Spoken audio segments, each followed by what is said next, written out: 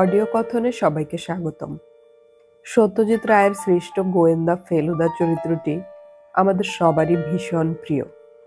রহস্যজাল ভেদ করায় ফেলুদার সত্যি জুড়ি নেই, তবে ফেলুদার একটি ভালো নামও আছে, সেটা হলো প্রদোষ মিত্র। ফেলুদার গল্পগুলো লেখা হয়েছে তার সহকারী তোপসের জবানিতে।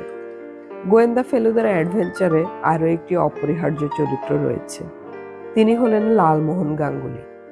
জটায়ু ছদ্মনামে অদ্ভুত সব রহস্য উপন্যাস লেখেন তিনি। আমাদের আজকের নিবেদন সত্যজিৎ রায়ের লেখা ইন্দ্রজাল রহস্য। শুরু করছি তাহলে।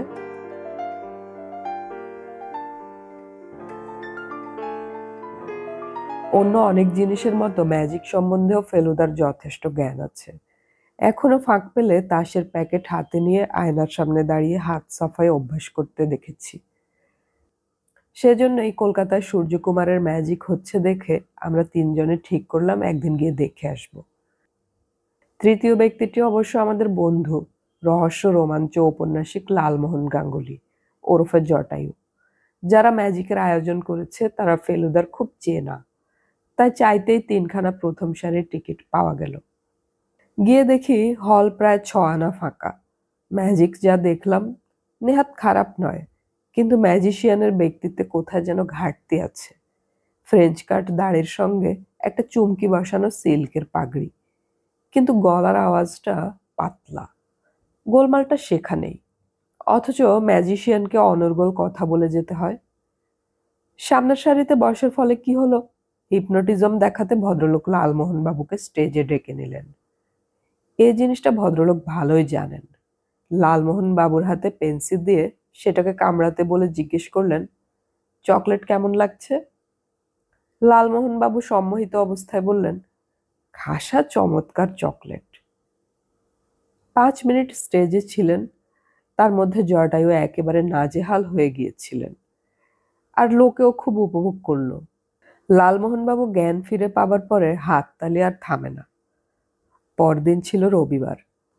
লালমোহনবাবু তার সবুজ অ্যাম্বাসেডরে ঠিক 9টার সময় চলে এসেছিলেন তার গড়পাড়ের বাড়ি থেকে আড্ডা মারতে। তখনও ম্যাজিকের কথা হচ্ছে। ফেলুদা বলল, ঠিক জমাতে পারছে না লোকটা, কালকেও সিট খালি ছিল, দেখেছিলি? কিন্তু লালমোহনবাবু বললেন, যাই বলুন মশাই, আমাকে যেভাবে বোকা বানালো তাতে বলতেই হবে কৃতিত্ব আছে। পেন্সিল চিবিয়ে চকলেট, পাথর কামড়ে কড়া পাকের সন্দেশের স্বাদ, এ ভাবা যায় না। শ্রীনাথ সবে চা এনেছে, এমন সময় বাইরে গাড়ি থামার শব্দ, আর সঙ্গে সঙ্গেই দরজায় টোকা পড়ল। অথচ কারুর আসার কথা নেই। খুলে দেখি বছর 30-এর ভদ্রলোক। এটাই প্রদোষ মিত্তিরের বাড়ি? ফেলুদা বলল, আগে হ্যাঁ, আপনি ভেতরে আসুন। ভদ্রলোক এসে ঢুকলেন, ফর্সা, রোগা, চোখে চশমা, বেশ সপ্রতিভ চেহারা। সোফার একপাশে বসে বললেন, টেলিফোনে অনেক চেষ্টা করেও আপনার লাইনটা পেলাম না, তাই এমনি চলে এলাম। ঠিক আছে, বলল ফেলুদা, আপনার প্রয়োজনটা যদি বলেন। আমার নাম নিখিল বর্মন। আমার বাবার নাম হয়তো আপনি শুনে থাকবেন, সোমেশ্বর বর্মন, যিনি ভারতীয় জাদু দেখাতেন। আগে হ্যাঁ, আজকাল তো আর নাম শুনি না, রিটায়ার করেছেন বোধহয়। হ্যাঁ, বছর 7 হলো আর ম্যাজিক দেখান না। উনি তো স্টেজে ম্যাজিক দেখাতেন না বোধহয়। না, এমনি ফরাসে দেখাতেন, ওর চারিদিকে লোক ঘিরে বসত। সাধারণত নেটিভ স্টেটগুলোতেও ওর খুব নাম ছিল, বহু রাজাদের ম্যাজিক দেখিয়েছেন। তাছাড়া বাবা নানান দেশ ঘুরে ভারতীয় ম্যাজিক সম্বন্ধে নানান তথ্য সংগ্রহ করেছিলেন, সেগুলো একটা বড় খাতায় লেখা আছে। বাবা ইংরেজিতে লিখেছিলেন, নাম দিয়েছিলেন ইন্ডিয়ান ম্যাজিক। ওটা একজন কিনতে চেয়েছেন বাবার কাছে, 20,000 টাকা পর্যন্ত অফার করেছেন। বাবা চাচ্ছিলেন আপনাকে একবার লেখাটি দেখাতে, কারণ বাবা ঠিক মনস্থির করতে পারছেন না। 20,000 টাকা দিতে চেয়েছে কে জানতে পারি? জাদুকর সূর্যকুমার নন্দী। আশ্চর্য, কালই আমরা সূর্যকুমারের ম্যাজিক দেখে এসেছি। একেই ফেলুদা বলে টেলিপ্যাথি। ফেলুদা বলল, বেশ, আমি লেখাটা নিশ্চয়ই দেখব। তাছাড়া আপনার বাবার সঙ্গে আমার আলাপ করারও যথেষ্ট ইচ্ছে আছে। বাবাও আপনার খুব গুণগ্রাহী। বলেন, অমন শার্প বুদ্ধি বাঙালিদের মধ্যে বড় একটা দেখা যায় না। আমার মনে হয় এর মধ্যেই একদিন এসে পড়ুন না। বাবা সন্ধ্যায় রোজই বাড়ি থাকেন। ঠিক আছে, আমরা আজ সন্ধ্যাতেই তাহলে আসি। বেশ তো, এই 6:30 নাগাদ? তাই কথা রইল। রামমোহন রায় সরণিতে সোমেশ্বর বর্মনের পিল্লায় বাড়ি। এর আগে পূর্ববঙ্গের জমিদার ছিলেন, অনেকদিন থেকেই কলকাতায় চলে এসেছেন। এখন বাড়িতে অধিকাংশ ঘরই খালি পড়ে আছে। বাড়িতে চাকর বাদে লোক মাত্র 5 জন। সোমেশ্বর বর্মন, তার ছেলে নিখিল, মিস্টার বর্মনের সেক্রেটারি প্রণবেশ রায়, মিস্টার বর্মনের বন্ধু অনিমেষ সেন, আর রনেন তরফদার বলে এক শিল্পী। ইনি নাকি সোমেশ্বর বাবুর একটা পোর্ট্রেট করছেন। এসব খবর আমরা সোমেশ্বর বাবুর কাছ থেকেই পেলাম। ভদ্রলোকের বয়স ধরা যায় না, কারণ চুল এখনো তেমন পাকেনি। চোখ দুটো উজ্জ্বল, যেমন জাদুকরের হওয়া উচিত। আমরা একতলায় সোফায় বসেছিলাম। নিখিলবাবু আমাদের জন্য চায়ের অর্ডার দিলেন। আমার বাবা ছিলেন হোমিওপ্যাথিক ডাক্তার, বললেন সোমেশ্বর বাবু। খুব ভালো পসার ছিল। আমি ল পড়েছিলাম, কিন্তু সেদিকে আর যাইনি। আমার ঠাকুরদাদা ছিলেন তান্ত্রিক। হয়তো তারই কিছুটা প্রভাব আমার চরিত্রে পড়েছিল। আমি ছোটবেলা থেকেই ভারতীয় জাদুবিদ্যায় ঝুঁকি। এলাহাবাদে একটা পার্কে এক বুড়োর ম্যাজিক দেখেছিলাম। তার হাত সাফাইয়ের কোনো তুলনা নেই। মঞ্চের ম্যাজিকের অর্ধেকই আজ যন্ত্রপাতির সাহায্যে করতে হয়। সেজন্য তাতে আমার কোনো ইন্টারেস্ট নেই। ভারতীয় ম্যাজিক হলো আসল ম্যাজিক, যেখানে মানুষের দক্ষতাই সম্পূর্ণ কাজটা করে। তাই আমি কলেজের পড়া শেষ করে এইসব ম্যাজিক সংগ্রহ করতে বেরিয়ে পড়ি। সুবিধে ছিল বাবা এসব বিষয়ে খুব উদার ছিলেন। আমি একটা নতুন কিছু করছি, এটাতে তিনি খুব খুশি হয়েছিলেন। আসলে আমাদের পরিবারের নানান লোকে নানান কাজ করে এসেছে চিরকালই। ডাক্তার, উকিল, গাইয়ে, অভিনেতা, সাহিত্যিক সব রকমই পাওয়া যাবে আমাদের এই বর্মন পরিবারে। আর তাদের মধ্যে অনেকেই রীতিমতো সফল হয়েছেন। যেমন আমি হয়েছিলাম জাদুতে। আমার সব রাজা রাজরাদের কাছ থেকে ডাক আসতো।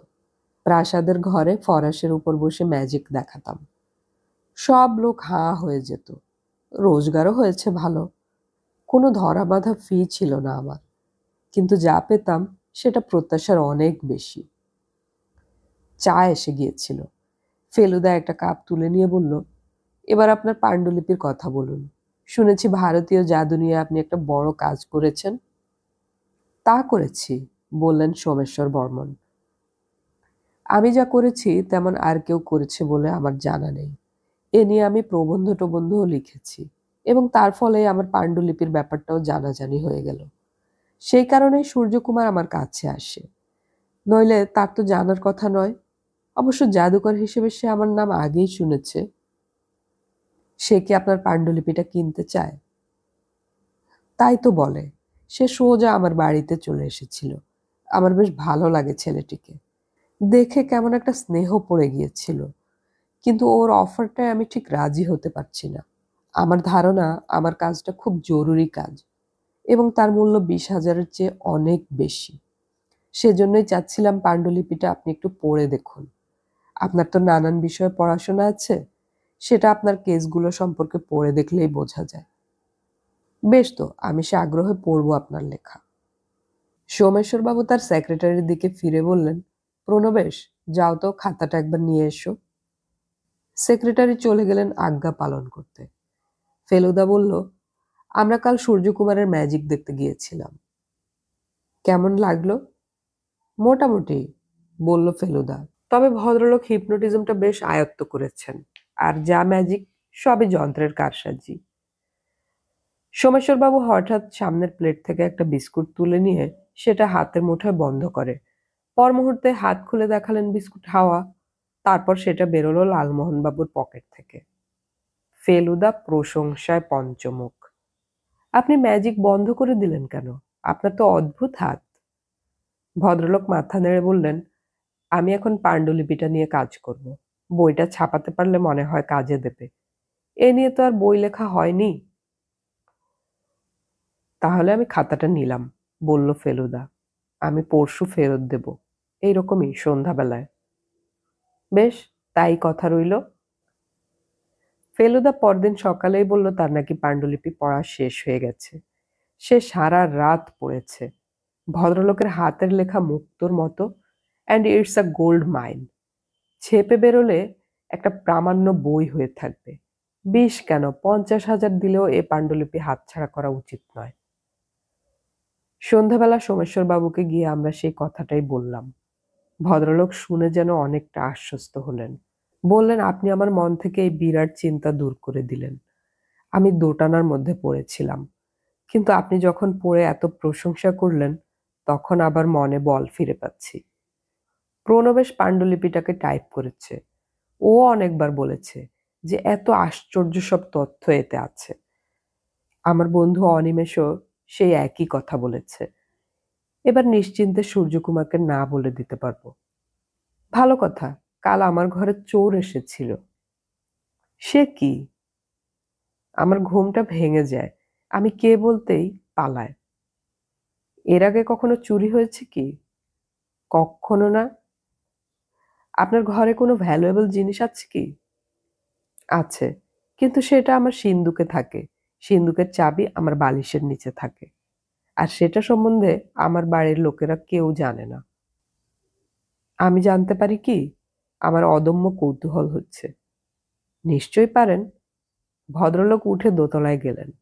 তারপর মিনিট তিনেক পরে এসে একটা ৬ ইঞ্চি লম্বা জিনিস আমাদের সামনে টেবিলের উপর রাখলেন। সেটা একটা বংশীবাদক শ্রীকৃষ্ণের মূর্তি, পঞ্চরত্নের তৈরি, বললেন সোমেশ্বরবাবু। তার মানে হিরে, পদ্মরাজ, নীলকান্ত, প্রবাল আর মুক্ত। এর কত দাম জানি না। অমূল্য, বলল ফেলুদা, এবং অপূর্ব জিনিস। এ জিনিস কবে থেকে আছে? এটা পাই রঘুনাথপুরের রাজা দয়াল সিং এর কাছে, 1956-এ। আমার ম্যাজিক দেখে খুশি হয়ে দেন আমাকে জিনিসটা। আপনাদের বাড়িতে দারোয়ান নেই? তা আছে বই কি, তাছাড়া 4 জন চাকর আছে। চোরের মনে হয় চাকরের সঙ্গে যোগাযোগ ছিল, যদি না চোর বাড়ির লোক হয়। হে যে আপনি সব্বনেশে কথা বলছেন। আমরা গোয়েন্দারা এরকম কথা বলে থাকি, সেটা সিরিয়াসলি নেবার কোনো দরকার নেই। তাও ভালো। আপনি বোধহয় বিপত্নিক। হ্যাঁ। আপনার ওই একটি ছেলে? না, নিখিল আমার ছোট ছেলে, বড়টি অখিল। ১৯ বছর বয়সে বিএ পাশ করে বিদেশে চলে যায়। কোথায়? সেটা বলে যায়নি। আমাদের ফ্যামিলিতে ভবঘুরেও রয়েছে কিছু কিছু। অখিল ছিল তাদের মধ্যে একজন। অস্থির চরিত্র। বলল জার্মানি গিয়ে চাকরি করবে। তারপর বেরিয়ে পড়ল। এ হলো 1970-র কথা। তারপর আর কোনো যোগাযোগ করেনি। ইউরোপেই কোথাও আছে হয়তো, কিন্তু জানবার কোনো উপায় নেই। আপনার সেক্রেটারি প্রণবেশ এই কৃষ্ণটার কথা জানেন? হ্যাঁ, সে তো আমার ঘরের ছেলের মতোই। আর তাকে তো আমার কাগজপত্র করেসপন্ডেন্স ঘাঁটতে হয়। যাই হোক, এবার এটা তুলে রেখে দিন। এমন চমৎকার জিনিস আমি কমই দেখেছি। আমি তাহলে সূর্যকুমারকে না বলে দেই। নির্দ্বিধায়। ফেলুদা উঠে পড়ল। আমি একবার বাড়ির আশপাশটা ঘুরে দেখতে চাই। চোর কোন কোন জায়গা দিয়ে আসতে পারে সেটা একবার দেখা দরকার। সবচেয়ে সুবিধা বারান্দা দিয়ে। আসলে আমার দারোয়ান একটু কর্তব্যে ঢিলে দিয়েছে বলে মনে হচ্ছে। বাড়ির বারান্দা যেদিকে, সেদিকেই একটা বাগান রয়েছে। তবে সেটাকে খুব যত্ন করা হয় বলে মনে হলো না। বাড়ির চারদিকে বেশ উঁচু কম্পাউন্ড ওয়াল। সেটাকে টপকে পেরোনো সহজ নয়। দেয়ালের দুধারে গাছপালাও বিশেষ নেই। ফেলুদা মিনিট 15 ঘোরাঘুরি করে বলল, চোর সম্বন্ধে ঠিক শিওর হওয়া গেল না। বাড়ির চোর না বাইরের চোর, সে বিষয়ে আশঙ্কা রয়ে গেল। পরদিন সোমেশ্বরবাবু টেলিফোনে জানালেন যে সূর্যকুমারের সঙ্গে ওর কথা হয়ে গেছে। উনি খাতাটা বিক্রি করবেন না বলে দিয়েছেন। ভালো কথা। বললেন লালমোহন বাবু, আমার জাদুকর নিয়ে একটা ভালো প্লট মাথায় এসেছে। ভাবছিলাম সূর্যকুমারের সঙ্গে কি করে একটু কথা বলা যায়। ওকে হোটেলে ফোন করুন, বলল ফেলুদা। কোন হোটেলে আছে সে তো যারা আমাদের টিকিট দিয়েছিল তারাই বলে দেবে। তা বটে। 15 মিনিটের মধ্যে লালমোহনবাবু সূর্যকুমারের সঙ্গে কথা বলে তার সঙ্গে একটা অ্যাপয়েন্টমেন্ট ঠিক করে নিলেন আমাদের বাড়িতেই। ভদ্রলোক আগামীকাল সকালে 9:30টায় আসবেন। আপনি কিন্তু আমাকে দেখলেই চিনবেন, বললেন লালমোহনবাবু। আমি সেদিন আপনার দ্বারা হিপনোটাইজড হয়েছিলাম। পরদিন একটা মারুতি গাড়িতে ঠিক 9:30টার সময় সূর্যকুমার এসে হাজির হয়। লালমোহনবাবু অবশ্য মিনিট 20 আগেই চলে এসেছিলেন। সূর্যকুমার ফেলুদাকে দেখে কেমন হকচকিয়ে গেলেন। বললেন, আপনার পরিচয়টা কি পেতে পারি? আপনাকে কেমন যেন চেনা চেনা লাগছে। ফেলুদা বলল, আমার নাম প্রদোষ মিত্র। হয়তো খবরের কাগজে ছবি দেখে থাকবেন। প্রদোষ মিত্র মানে গোয়েন্দা প্রদোষ মিত্র? আজ্ঞে হ্যাঁ। আমার পরম সৌভাগ্য। সৌভাগ্য তো আমারও। আপনার মতো একজন দক্ষ ম্যাজিশিয়ানের পায়ের ধুলো পড়ল আমাদের বাড়িতে। সেও কি কম সৌভাগ্য? চায়ের পর লালমোহনবাবু প্রশ্ন আরম্ভ করলেন, আপনি কতদিন ম্যাজিক দেখাচ্ছেন? তা 12 বছর হলো। কারুর কাছে শিখেছেন কি? আমি নক্ষত্র সেন ও ইন্দ্রজালিকের সহকারী ছিলাম 5 বছর।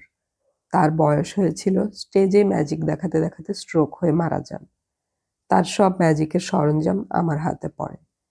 আমি তাই দিয়েই শুরু করি।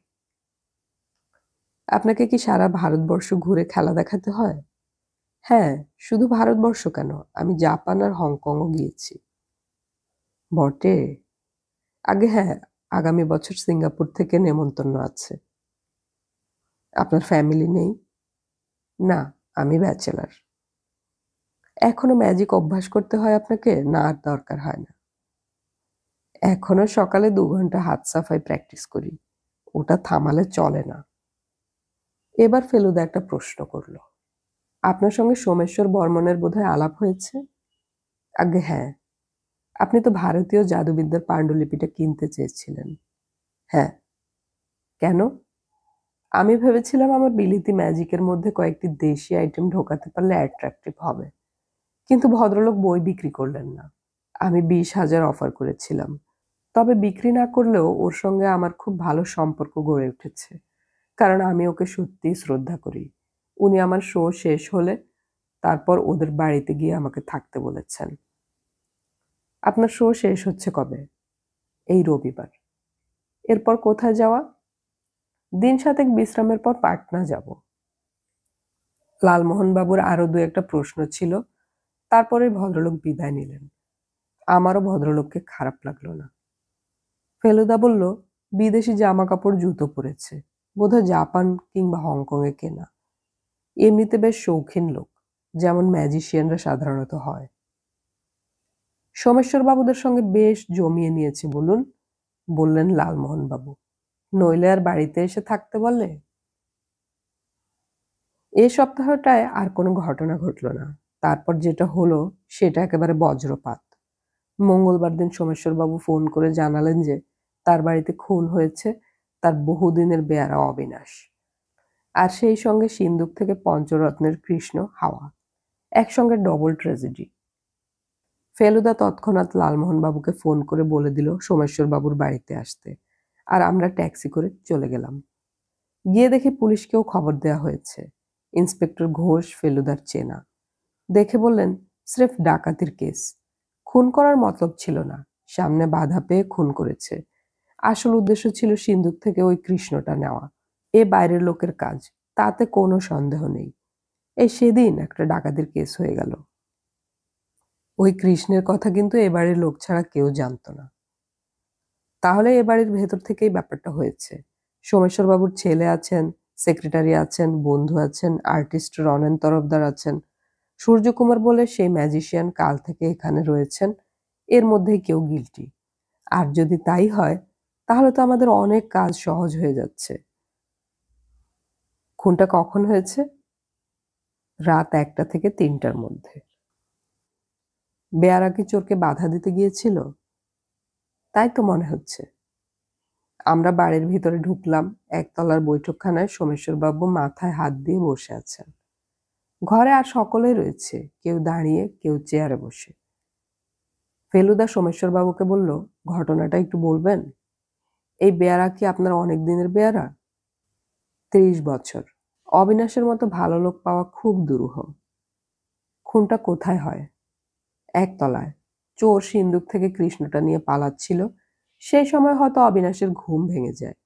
সে চোরের সামনে পড়ে, হয়তো তাকে ধরতে যায়, সেই সময় চোর তাকে ছুরি মেরে খুন করে।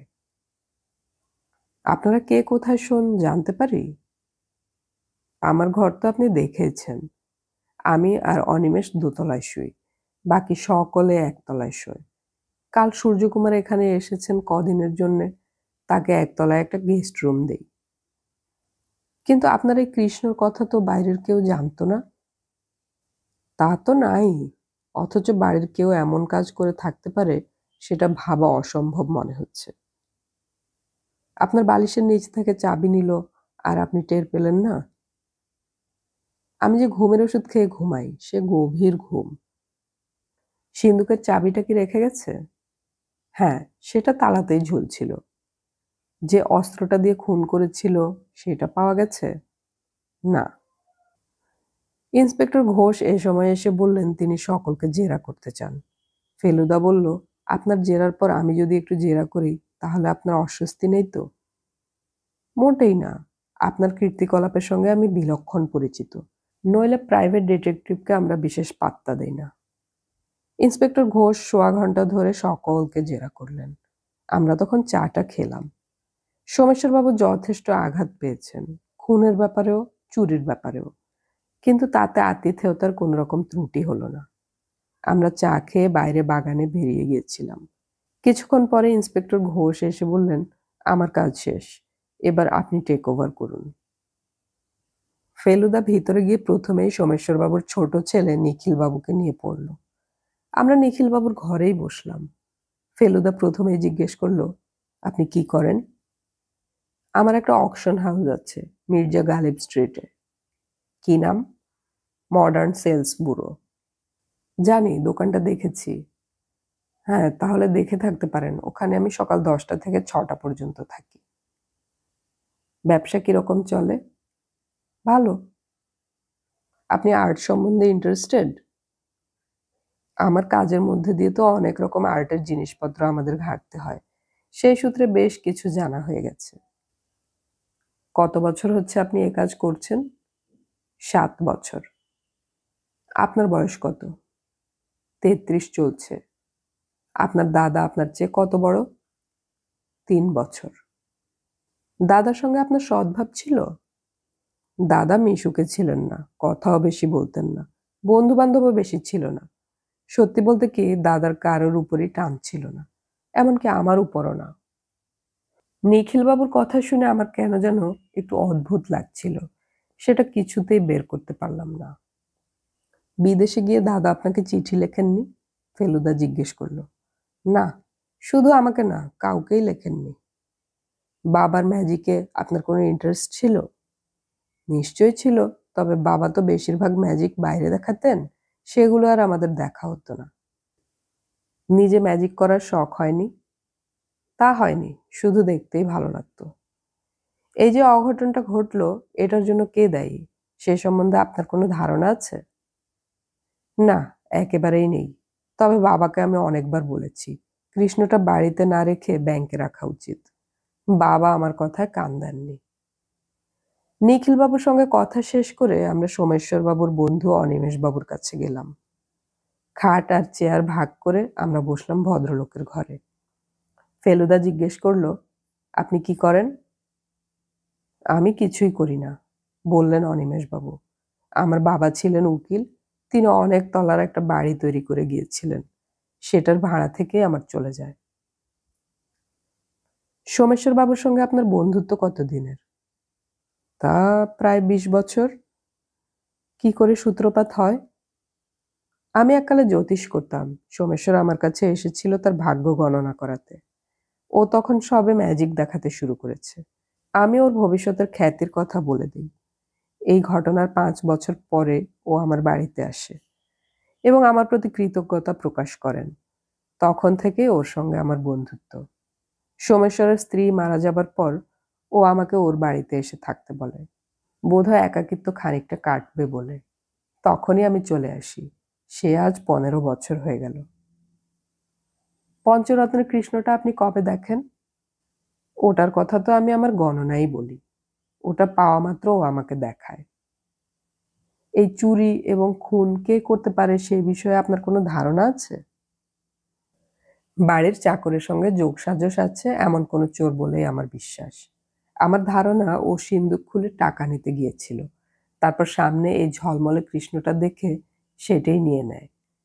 বাড়ির কোনো লোক এ ব্যাপারে জড়িত এ বিশ্বাস করতে আমার মন চায় না।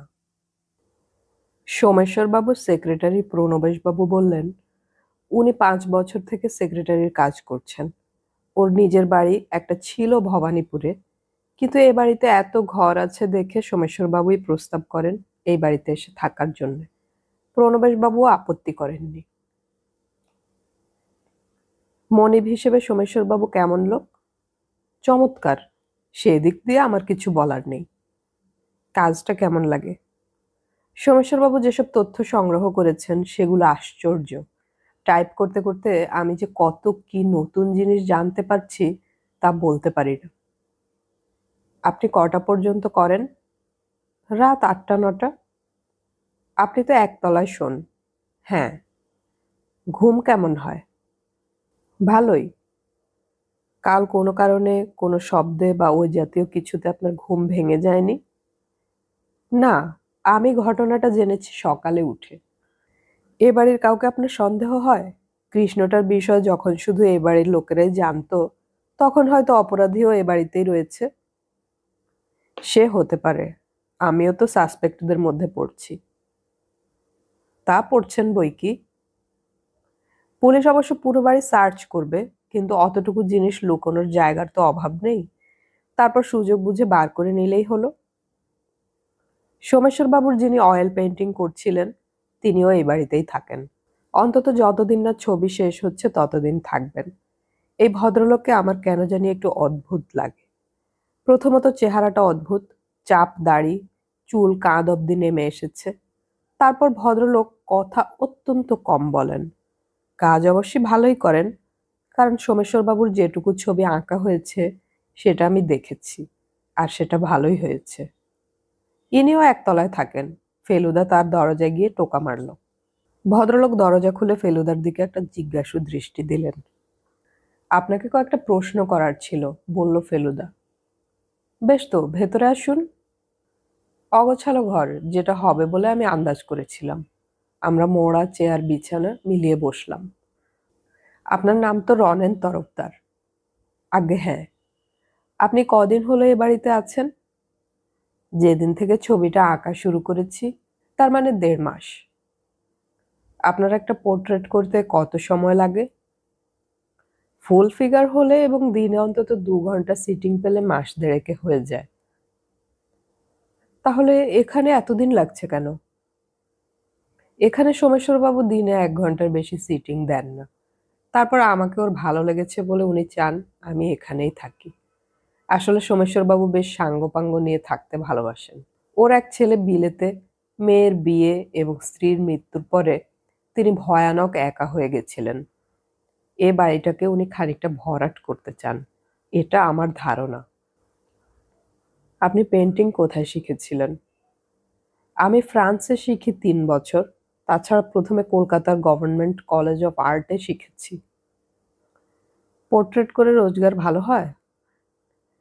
এখন আর হয় না। ফটোগ্রাফির যুগে আসলে পোর্ট্রেটের কদর অনেক কমে গেছে। আমিও তাই অ্যাবস্ট্রাক্ট পেন্টিংয়ে চলে যাচ্ছি। সোমেশ্বরবাবুর পৃষ্ঠপোষকতা না পেলে আমার অবস্থা খুবই কাহিল হতো। আপনি পঞ্চরত্নের কৃষ্ণ সম্বন্ধে জানতেন? হ্যাঁ, ওটা আমাকে সোমেশ্বরবাবু দেখিয়েছিলেন। বলেছিলেন, তুমি আর্টিস্ট, তুমি এর কদর করতে পারবে। কালকের খুন এবং ডাকাতি সম্বন্ধে আপনার নিজের কোনো থিওরি আছে? বাড়ির লোক এ কাজ করতে পারে না। আমার মনে হয় চোর সিন্দুক থেকে টাকা নিতে গিয়ে কৃষ্ণটা দেখে সেটা নিয়ে নেয়। তারপর নিচে বেয়ারার সামনাসামনি পড়ে, ওকে খুন করে। আত্মরক্ষা ছাড়া খুনের আর কোনো মোটিভ আছে বলে আমার মনে হয় না। অনেক ধন্যবাদ। ফেলুদা উঠে পড়ল। আর দুজন বাকি রইল, সূর্যকুমার আর সোমেশ্বরবাবু। আমরা সূর্যকুমারের কাছে আগে গেলাম। ভদ্রলোক কেমন যেন ঘুম মেরে গেছেন। তিনি এ বাড়িতে আসার দিনই ঘটনাটা ঘটল, এজন্যই বোধহয়। ফেলুদা বলল, আপনার ভাগ্যটা খুব খারাপ দেখছি। আর বলবেন না, বললেন ভদ্রলোক। সোমেশ্বরবাবু এত আপ্যায়ন করে আমায় থাকতে বললেন, আর প্রথম রাতেই কি কাণ্ড। আমি একেবারে মেরে গিয়েছি। রাত্রে কোনো রকম শব্দ-টব্দ পাননি? একেবারেই না। আমি এমনিতেই খুব ভালো ঘুমাই। এক ঘুমে রাত কাবার হয় আমার। কাজেই আমি কিছুই শুনিনি। এবাড়ির সকলের সঙ্গে আলাপ হয়েছে? যা হয়েছে তাকে আলাপ বলা যায় না, একমাত্র সোমেশ্বরবাবু ছাড়া। যে জিনিসটা চুরি হয়েছে সেটা আপনি দেখেননি? কি করে দেখব? প্রথমত ঠিক করে জানিই না জিনিসটা কি।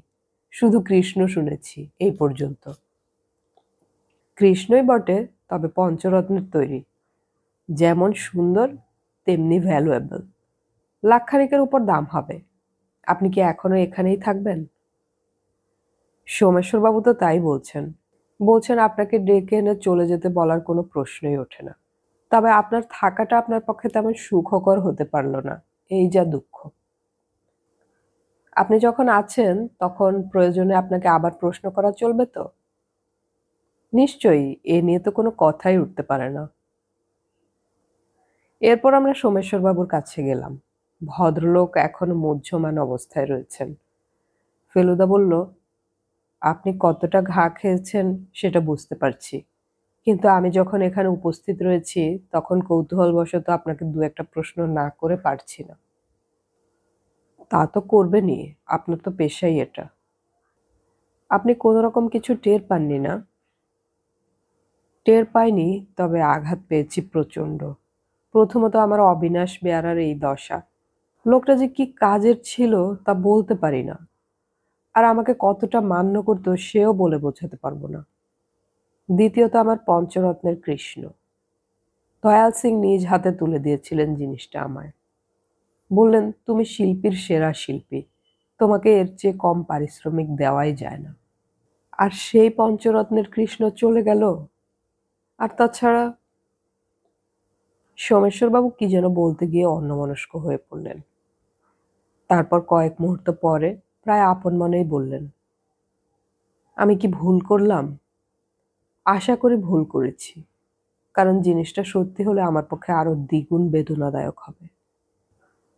আপনি কিসের কথা বলছেন? ফেলুদা জিজ্ঞেস করল। সে আপনি জানতে চাইবেন না, কারণ আপনাকে বলতে পারবো না। আপনি কিছু টের পাননি? টের পেয়েছি, কিন্তু পেয়েও কিছু করতে পারিনি। আপনার কথায় একটা রহস্যের সুর রয়েছে। সেটা আপনি উদ্ঘাটন করবেন কি? করলে আমাদের অনেক সুবিধে হতো। সে অনুরোধ আমায় করবেন না মিস্টার মিত্তির। আপনি যদি এবার আমাকে রেহাই দেন, আমি বাধিত হব। নিশ্চয়, নিশ্চয়ই। আমরা তিনজন উঠে পড়লাম। তবে আমি নিজের স্বার্থে তদন্ত করে যেতে চাই আপনার বাড়ির এই দুর্ঘটনার ব্যাপারে। তাতে আশা করি আপনার আপত্তি হবে না? মোটেই না। অপরাধী যেই হোক না, তাকে ধরা কর্তব্য। বাড়ি এসে লালমোহনবাবু বললেন, সোমেশ্বরবাবুর কথাগুলো ভারী রহস্যজনক মনে হচ্ছিল, তাই না? ঠিকই বলেছেন, বলল ফেলুদা। আমার মনে হয় ভদ্রলোক বেশ কিছু কথা লুকিয়ে গেলেন। আমারও সেই রকমই মনে হয়েছে। আপনি নিজে কি বুঝেছেন? একেবারে অন্ধকারে আছি তা নয়, তবে ম্যাজিকের জগৎ নিয়ে একটু অনুসন্ধান চালাতে হবে। তাছাড়া অকশন হাউসও একটা ব্যাপার আছে। আমি বরং একটু ঘুরে আসি, আপনারা দুজনে আড্ডা মারুন। আমি একটা কথা এই বেলা ফেলুদাকে না বলে পারলাম না। আচ্ছা ফেলুদা, নিখিলবাবুর কথা শুনে কি তোমার কিছু মনে হয়েছিল? সেটা মনে হওয়া অস্বাভাবিক নয়। কেন নয় সেটা অবশ্য তোকে ভেবে বার করতে হবে। ফেলুদা বেরিয়ে গেল। লালমোহনবাবু বললেন, আমার কিন্তু এই আর্টিস্ট ভদ্রলোককে মোটেই ভালো লাগছে না। অবশ্য চাপদাড়ির বিরুদ্ধে আমার একটু প্রেজুডিস আছে এমনিতেই। সূর্যকুমার ভদ্রলোকটি কি আপনার ভালো লেগেছে? ও কেমন যেন পিকিউলিয়ার। তবে প্রথম দিন এসেও সিন্দুক খুলবে বলে আমার মনে হয় না। ওই বাড়ির সঙ্গে তো ওর বিশেষ পরিচয়ও নেই। কোনটা কার ঘর, কোথায় সিন্দুক আছে, কোথায় সিন্দুকের চাবি আছে, এসব জানা ওর পক্ষে সম্ভব নয়। তবে এটা ঠিক যে ও চোর, খুনি চোর। ওকে যখন বেয়ারা দেখে ফেললো, তখন তো ও ওকে ঘুষি মেরে অজ্ঞান করেও দিতে পারত। পালানো নিয়েই তো কথা। আর বেয়ারার বয়সও 60-এর কাছাকাছি।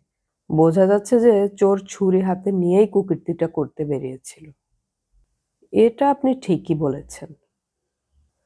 সোমেশ্বরবাবুও কি একটা বলতে গিয়ে বললেন না, সেটা জানতে ইচ্ছে করে। আমার মনে হয় ওখানে একটা ইম্পর্ট্যান্ট ক্লু লুকিয়ে আছে। ঠিক এই সময় একটা ফোন এলো। তুলে হ্যালো বলতে ওদিক থেকে প্রশ্ন এলো, মিস্টার মিত্তির আছেন? ইন্সপেক্টর ঘোষ। বললাম ফেলুদা একটু বেরিয়েছে। ভদ্রলোক বললেন, ওকে বলে দেবেন যে কালপ্রিট ধরা পড়েছে। গোপচাঁদ বলে এক চোর রিসেন্টলি জেল থেকে বেরিয়েছে। অবশ্য লোকটা স্বীকার করেনি এখনো, কিন্তু সেদিন রাত্রেও বেরিয়েছিল, সে খবর আমরা পেয়েছি। এটা আপনি জানিয়ে দেবেন। আর স্বীকারোক্তি পেলে আবার আপনাকে টেলিফোন করব। আপনার দাদাকে নিশ্চিন্ত হতে বলে দেবেন। আমি ফোন রেখে দিলাম। মনটা কেমন জানি দমে গেল। এ তো ঠিক জমলো না। ঘন্টা দেড়েক পরে ফেলুদা আসাতে আমি প্রথমেই ওকে ইন্সপেক্টরের কথাটা বললাম। ফেলুদা যেন গায়েই করলো না। বলল সূর্যকুমারের ম্যাজিক খুব ভালো চলছে না। নিখিলবাবুর দোকানের অবস্থাও ভালো নয়। আর আমাদের artist Ranen Tarafdar government college of আর্টের ছাত্র ছিলেন না। প্যারিসে আঁকা শিখেছিলেন কিনা সেটা অবশ্য জানতে পারিনি। তাহলে এখন কি করণীয়? লালমোহনবাবু প্রশ্ন করলেন। আমার দিক থেকে মোটামুটি কাজ শেষ। এখন রইল শুধু রহস্য উদ্ঘাটন। দাঁড়ান, আগে ইন্সপেক্টর ঘোষকে একটা ফোন করি। ফেলুদা ফোনে প্রথমেই বলল, আপনার সমাধান যে মানতে পারছি না মিস্টার ঘোষ। ঘোষের উত্তরের পর ফেলুদা বলল, আমার ধারণা খুনি ওই বাড়িরই লোক। আপনি এক কাজ করুন, আমার সমাধান রেডি। আমি আজ বিকেলে সেটা ঘোষণা করতে চাই সোমেশ্বরবাবুর ওখানে। আপনিও আসুন। আমার কথা শুনে আপনার যদি কিছু বলার থাকে বলবেন। আমার এই অনুরোধটা আপনাকে রাখতেই হবে। তাছাড়া আপনাকে খুনিকে গ্রেপ্তার করার জন্য তৈরি হয়ে আসতে হবে। Thank you. ফেলুদা ফোন রেখে বলল, ভদ্রলোক রাজি। গোপচাঁদ, এজন্যই মাঝে মাঝে পুলিশের উপর থেকে ভক্তি চলে যায়। এরপর ফেলুদা সোমেশ্বরবাবুকে একটা ফোন করে বিকেলে ওর ওখানে যাবার কথাটা বলে দিল। সেই সঙ্গে এও বলে দিল যে সবাই যেন উপস্থিত থাকে। বিকেল 5টায় আমরা সোমেশ্বরবাবুর নিচের বৈঠকখানা জমায়েত হলাম। ইন্সপেক্টর ঘোষ আর দুজন কনস্টেবল এসে গিয়েছিল আগেই। সকলে যে যার জায়গায় বসলে ফেলুদা শুরু করলো। প্রথমে আমাদের যে প্রশ্নটার সামনে পড়তে হচ্ছে সেটা হলো, চোর বাইরের লোক না ভেতরের লোক? এখানে প্রথম যেদিন চোর আসে তার পরদিন আমি এসেছিলাম। বাড়ির চারদিকে ঘুরে মনে হয়েছিল এখানে বাইরে থেকে চোর ঢোকা খুব মুশকিল। বারান্দার থাম্বে উঠলেও জিনিসপত্র চুরি করে থাম্বে নামার সুবিধে নেই। কাজে আমার বাড়ির লোকের কথাই বেশি করে মনে হয়েছিল, এবং চোরের দৃষ্টি যে কিসের দিকে সে সম্বন্ধেও আমার মনে কোনো সন্দেহ ছিল না। এবার চুরি এবং খুনের পর আমি সকলকে জেরা করি।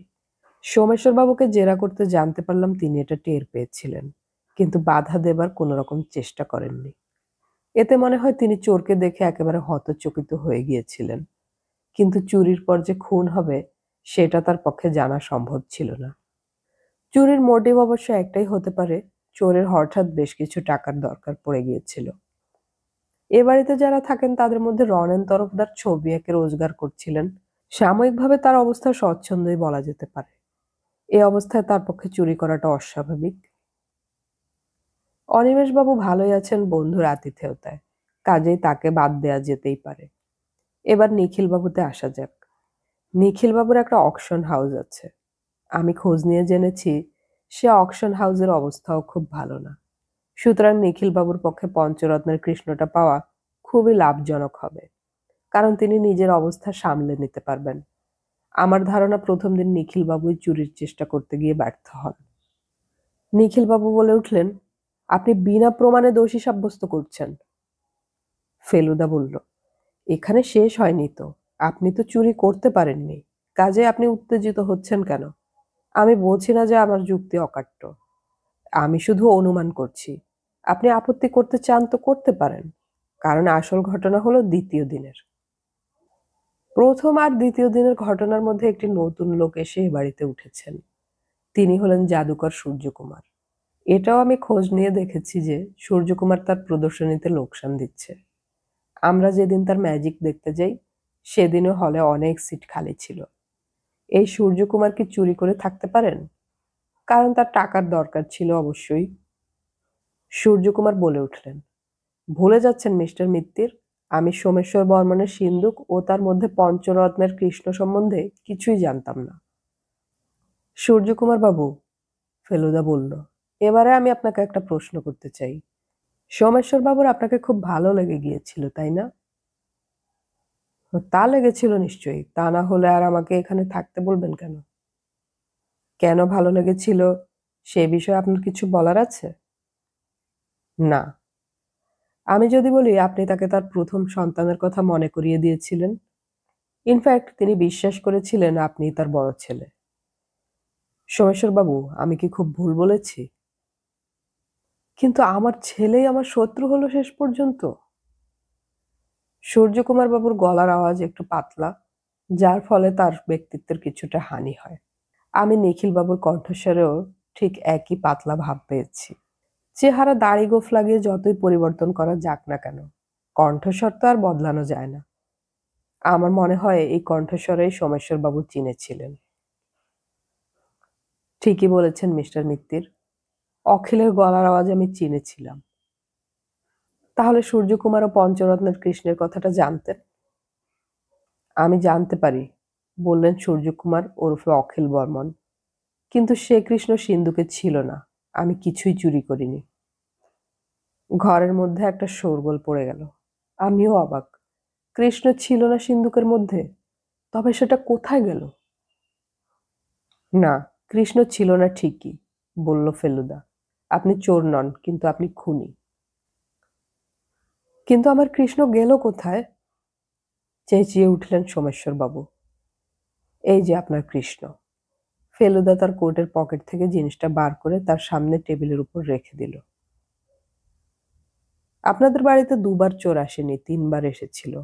আমি যখন খবর পাই সূর্যকুমার এ বাড়িতে এসে থাকছেন, তখনই আমার সাবধানতা অবলম্বন করার ইচ্ছেটা জাগে।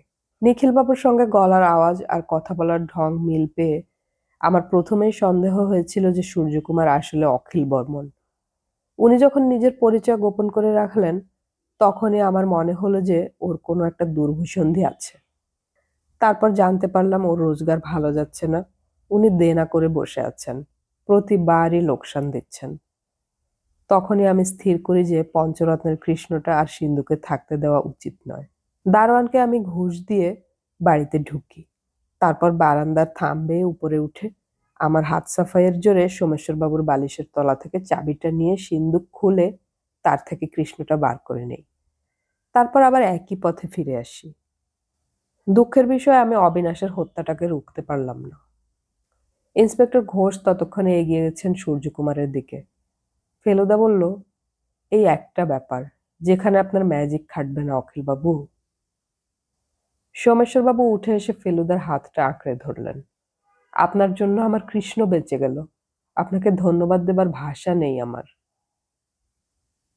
বাড়ি ফিরে এসে লালমোহনবাবু ফেলুদাকে বললেন, মশাই, এতদিন আপনার ওপর ভক্তির ভাবই ছিল, এবার ভয় ঢুকলো। আপনি যে তস্করের শিরোমণি, সেটাই তো জানা ছিল না।